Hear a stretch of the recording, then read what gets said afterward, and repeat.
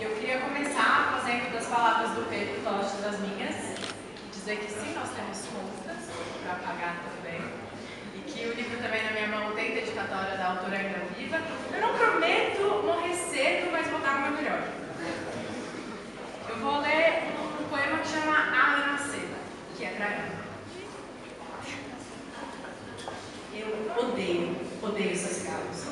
Eu odeio o jeito como você fuma, eu odeio sua fuga, eu odeio até quando você pede para eu fumar com você, essa tentativa ridícula de me aproximar do seu ritual, disso que é tão seu, tão evidentemente seu. Odeio seus cigarros, todos eles. Odeio cada denúncia que eles fazem na sua boca, odeio como seus dedos seguram os cigarros, odeio o fogo, o fascínio dos seus olhos, odeio o cheiro das suas coisas, odeio sua saudade, odeio suas mãos tremendo longe deles, odeio seus ciúmes dos desconhecidos fumando. Odeio você sair na hora que for para encontrá-los. Eu odeio os seus 5 minutinhos, as suas desculpas.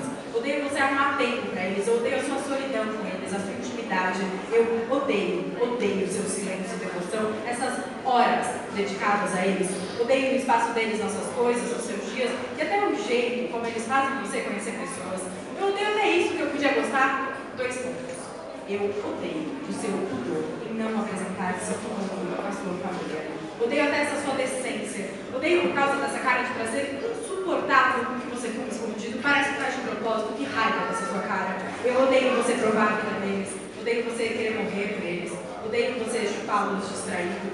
Odeio a sua necessidade, a urgência. Também a sua convicção de que os quer por desejo. Odeio você negar o visto óbvio, negar o costume, nem reparar no costume. Odeio você só perceber que está tempo demais com eles quando lembra histórias antigas. Eu odeio vocês terem tantas histórias antigas.